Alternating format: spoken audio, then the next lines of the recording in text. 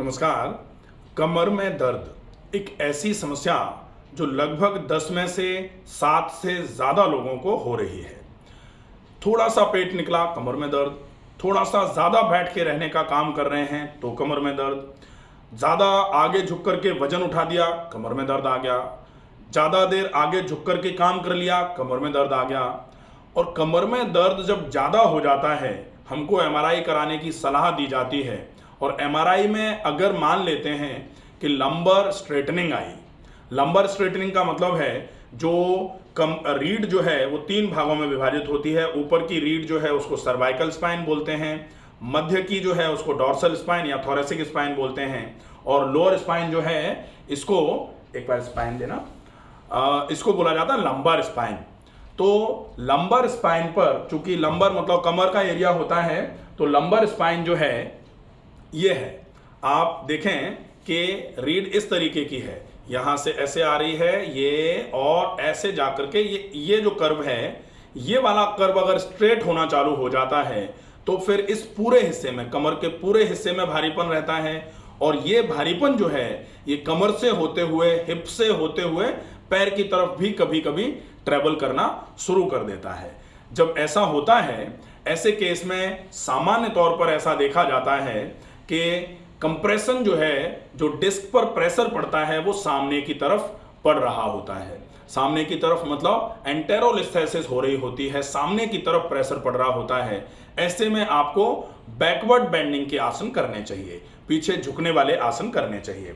अब हम सबसे पहला आसन जो करेंगे, आसन करने में सबसे ज्यादा ध्यान की आवश्यकता होती है कि हम क्या कर रहे हैं, उससे भी कई गुना ज्यादा जरूरी होता है कि हम जो कर रहे हैं उसको किस तरीके से कर रहे हैं। तरीका अगर सही नहीं होगा तो फिर आसन काम नहीं करेगा, हो सकता है नुकसान कर दे। देखने में आता है, सुनने में आता है कि उनके यहाँ गए थे, वो हमको व्यायाम करा रहे थे और हमारी समस्या बढ़ गई। तो वो जो है वो गलत तरीके से व्यायाम करने से हो सकता है, गलत व्यायाम करने से हो सकता है। तो सही व्यायाम सही तरीके से अगर किया जाएगा तो निश्चित ही कमर की समस्या बिल्कुल अच्छे तरीके से क्लियर हो जाएगी।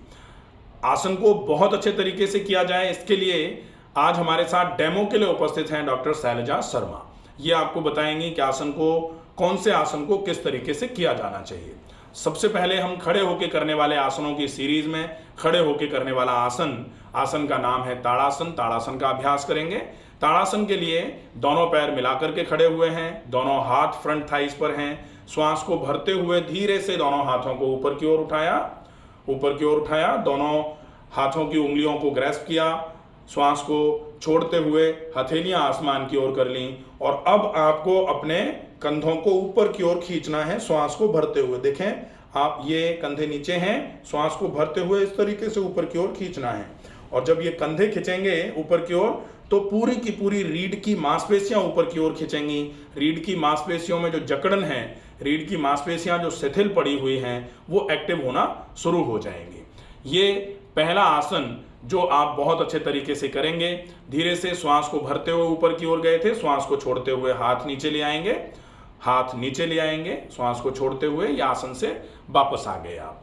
खड़े होके करने वाले आसनों की श्रेणी में ही एक और आसन बहुत अच्छा होता है, जिसका अभ्यास अगर आप करते हैं तो निश्चित ही आपको बहुत अच्छा लाभ मिलेगा। आसन का नाम है अर्ध चक्रासन। अर्ध चक्रासन मतलब थोड़ा सा पीछे की तरफ झुकने वाला आसन। पीछे की तरफ भी हम कब झुकेंगे, जब हम पूरी की पूरी रीढ़ को ऊपर की ओर स्ट्रेच कर चुके होंगे। ऊपर की ओर स्ट्रेच करने के लिए हमने अभी किया था। हम ताड़ासन की अवस्था में आएंगे। दोनों हाथों को श्वास को भरते हुए ऊपर की ओर उठाया, हाथ ऊपर की ओर उठाने के बाद उंगलियों को ग्रैस्प किया, हथेलियों को ऊपर की ओर कर लिया श्वास को छोड़ते हुए। फिर श्वास को भरते हुए पूरे शरीर को ऊपर की ओर खींचा। जोर से ऊपर की ओर खींचना है, जोर से ऊपर की ओर खींचना है। अब श्वास को भरते हुए ऊपर की ओर खींचा था, श्वास को छोड़ते हुए खिंचे हुए शरीर को थोड़ा सा पीछे की तरफ बेंड करेंगे।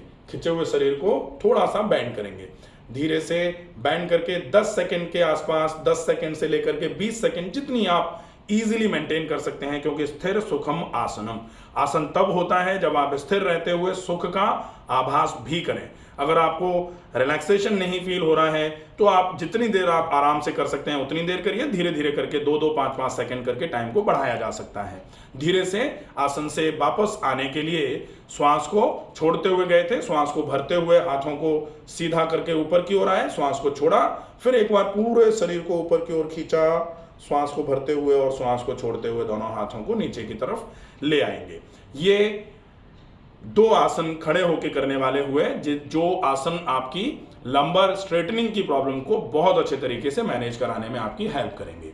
अब हम सीधे लेट करके करने वाले आसन की तरफ चलते हैं। सीधे लेट कर करने वाला एक आसन भी अगर आप बहुत अच्छे तरीके से करते हैं तो ये आपको बहुत अच्छा लाभ देगा।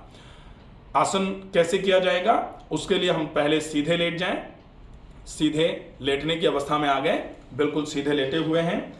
सीधे लेटे, अब हम आसन का नाम है सेतु बंधासन। सेतु बंधासन के लिए अपने दाहिने पैर को घुटने से मोड़ते हुए तलवे को जमीन पर रखेंगे। फिर धीरे से बाएं पैर को घुटने से मोड़ते हुए तलवे को जमीन पर रखेंगे। दोनों हाथ हमारे शरीर के बगल में हैं, हथेलियां जमीन की ओर हैं। श्वास को भरते हुए आप पूरे शरीर को रिलैक्स कर दीजिए और फिर श्वास को छोड़ते हुए कमर को ऊपर की ओर उठाना है। श्वास को छोड़ते हुए ऊपर की ओर उठाना है, क्योंकि जब जब आपका सीना चिन की तरफ जाएगा या चिन जब आपकी सीने की तरफ आती है, ये जो जिसको चिन लॉक कहते हैं, इसको करने में आपको श्वास को छोड़ना ही पड़ता है। श्वास को छोड़ते हुए आपने कमर को ऊपर की ओर उठाया, उठा के रखा, 10 तक गिना। 10 सेकंड जब पूरे हो जाएं तो धीरे से श्वास को भरते हुए कमर को नीचे की ओर लेकर के आएंगे। आप इस आसन का रिपीटेशन 10-10 सेकंड करके 3 बार कर सकते हैं। इससे भी आपकी लंबर स्ट्रेटनिंग की जो प्रॉब्लम है बहुत अच्छे तरीके से मैनेज होती है। बहुत अच्छे तरीके से आपको लंबर स्ट्रेटनिंग की प्रॉब्लम में आराम मिलेगा। अब हम पेट के बल लेट के करने वाले आसनों की तरफ चलते हैं। पेट के बल लेट के करने वाले आसनों में 2 आसन हम करेंगे, बहुत ही उपयोगी आसन होते हैं इस समस्या के लिए। आसन कैसे किए जाएंगे, इसके लिए सबसे पहले हम पेट के बल लेट जाएं। पेट के बल लेट जाएं, पेट के बल लेट जाएंगे, थोड़ा सा उधर की तरफ लेटेंगे ताकि पूरा अच्छे तरीके से समझ में आ जाए पोस्चर क्या रहना चाहिए। ठीक है, अब आपके दोनों हाथ शरीर के बगल में हैं, दोनों पैर बिल्कुल आपस में मिले हुए हैं। आसन पहला जो हम करेंगे, आसन का नाम है भुजंगासन। भुजंगासन के लिए दोनों हाथ की हथेलियां सीने के बगल में रहेंगी। दोनों हाथों की हथेलियां सीने के बगल में रहेंगी। दोनों हाथों की कोहनियां शरीर से मिली हुई रहेंगी। माथा जमीन पर रहेगा। श्वास को भरते हुए हम सबसे पहले माथे को उठाएंगे, फिर नाक को उठाएंगे, फिर चिन को उठाएंगे, फिर गर्दन को उठाएंगे और सीने के ऊपरी हिस्से को ऊपर की ओर उठाते हुए पेट तक के, नाभि तक के हिस्से को हम ऊपर की ओर उठाएंगे और धीरे से इस आसन को करके इस आसन की अवस्था में रुक जाएंगे। अब इस आसन में हम लगभग 10 सेकंड, 30 सेकंड, 1 मिनट तक रुक सकते हैं। जितना हम पहली बार में आसानी से रुक पाएं उतना रुकें। जब ऐसा लगे कि दर्द आ रहा है या कोई डिस्कंफर्ट लग रहा है, आप आसन से धीरे से वापस आ सकते हैं। जितनी देर आप आसन में रुके हुए हैं उतनी देर श्वास को भरना छोड़ना सहज श्वसन में जारी रख सकते हैं।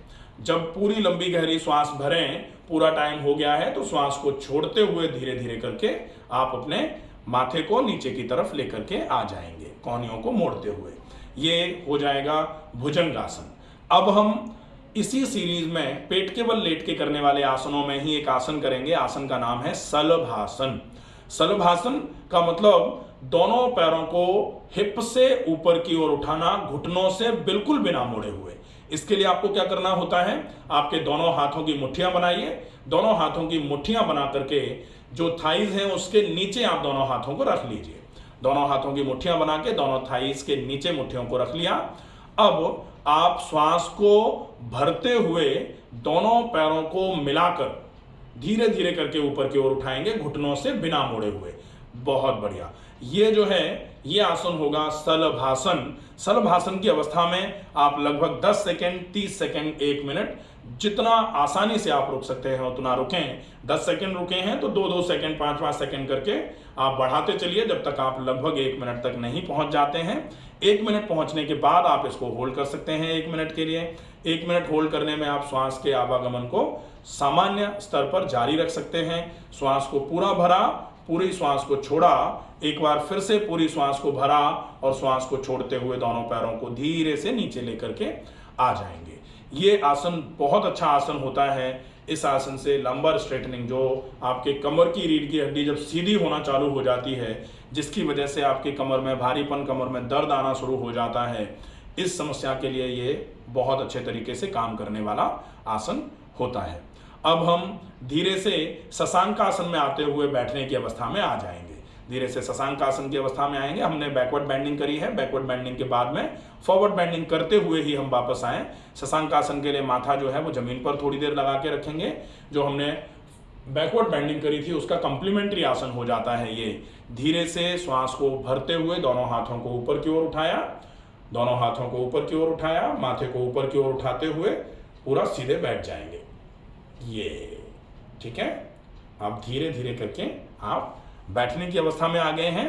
बैठ के करने वाले आसनों में एक बहुत अच्छा आसन जो बैकवर्ड बेंडिंग का आसन होता है, आसन का नाम है ऊष्ट्रासन। ऊष्ट्रासन के लिए आप पहले वज्रासन की अवस्था में बैठे हुए हैं। वज्रासन से धीरे से आप नीलिंग में आ जाएंगे। नीलिंग मतलब घुटनों के बल खड़े हो जाएंगे। घुटनों के बल खड़े हो गए, आपके दोनों पंजे जो हैं वो जमीन पर हैं, एड़ियां थोड़ी सी ऊपर की ओर हैं। आप इस आसन का अभ्यास करने के लिए सबसे पहले दाहिने हाथ को श्वास को भरते हुए ऊपर की ओर उठाएंगे। श्वास को छोड़ते हुए दाहिने हाथ के पंजे को बाएं पैर की एड़ी पर लगा देंगे। दाएं हाथ के पंजे को बाएं पैर की एड़ी पर लगा देंगे। फिर बाएं हाथ को श्वास को भरते हुए ऊपर की ओर उठाएंगे और श्वास को छोड़ते हुए बाएं हाथ के पंजे को बाईं एड़ी पर लगा देंगे। बाईं एड़ी पर लगा देंगे। धीरे से पीछे की ओर लाते हुए बाईं एड़ी पर अपने को ऐसे करके लगाना है। बिल्कुल ठीक है। अब धीरे से आप ऊष्ट्रासन की अवस्था में आएंगे। ऊष्ट्रासन में दोनों हाथ आपके एड़ियों पर हैं, आपके घुटनों के बल आप खड़े हुए हैं, घुटनों के बल पूरा खड़े हुए हैं और पीछे की तरफ पूरे गर्दन को आपने हैंग कर रखा है। इसको बोला जाता है ऊष्ट्रासन। इसमें आप अपने घुटनों पर पूरा वजन डालेंगे, आगे की तरफ थोड़ा सा आ जाएंगे। हाँ, ये बिल्कुल। अब कमर को थोड़ा सा आगे की तरफ पुश करिए। ये कमर को जितना आगे की तरफ पुश करके रख सकते हैं उतना आगे की तरफ पुश करके रखा जाएगा। ये आसन बहुत अच्छा आसन होता है। इस आसन से आप अपने लंबर स्ट्रेन को खत्म कर सकते हैं, लंबर स्ट्रेटनिंग को खत्म कर सकते हैं। इस आसन का अभ्यास आप 10 सेकंड से लेकर के 30 सेकंड तक का एक बार में कर सकते हैं। इसको अगर आप 10-10 सेकंड करके दिन में 2 बार 3 बार भी करते हैं और एक बार में लगभग 3 बार रिपीट करके इस आसन को करेंगे तो निश्चित ही ये आसन आपके लिए बहुत इफेक्टिव माना जाएगा। धीरे से आसन से वापस आए। वापस आने के बाद आप ऊष्ट्रासन में बैठ सकते हैं। ऊष्ट्रासन में बैठने के बाद, क्योंकि बैकवर्ड बेंडिंग का आसन था, तो आप एक बार श्वास को भरते हुए दोनों हाथों को ऊपर की ओर उठाएंगे और श्वास को छोड़ते हुए माथे को घुटनों के आगे जमीन पर लगाएंगे। शशांक आसन की अवस्था में एक बार फिर से आ सकते हैं, क्योंकि बैकवर्ड बेंडिंग के बाद में आपको फॉरवर्ड बेंडिंग का आसन करना होता है। धीरे से फिर से इस आसन में आप लगभग 10 सेकंड, 15 सेकंड, 20 सेकंड तक रुकेंगे, ताकि आपके जो कमर पर बैकवर्ड बेंडिंग की वजह से थोड़ा सा जोर पड़ा था वो धीरे से रिलैक्स हो जाए। फिर श्वास को भरते हुए आप अपने माथे को, हाथों को ऊपर की ओर उठाते हुए वज्रासन की अवस्था में बैठ जाएंगे। ठीक है। ये आसनों की सीरीज लंबर स्ट्रेटनिंग की जो समस्या होती है उसमें आपकी सबसे अच्छे तरीके से मदद करने वाली होती है। आप अच्छे तरीके से इन आसनों का अभ्यास अगर करते हैं तो कमर के दर्द में आपको बहुत अच्छा आराम मिलेगा। अगर एमआरआई कराई हुई है, लंबर स्ट्रेटनिंग की प्रॉब्लम आई है, तो ये स्पेसिफिक आसन होते हैं। आप इन आसनों का अभ्यास करके अपनी समस्या से निजात पा सकते हैं। आशा है ये वीडियो आपको पसंद आएगा। ज़्यादा से ज़्यादा लोगों तक इस वीडियो को पहुंचाएं। स्वस्थ रहिए, सुरक्षित रहिए। धन्यवाद।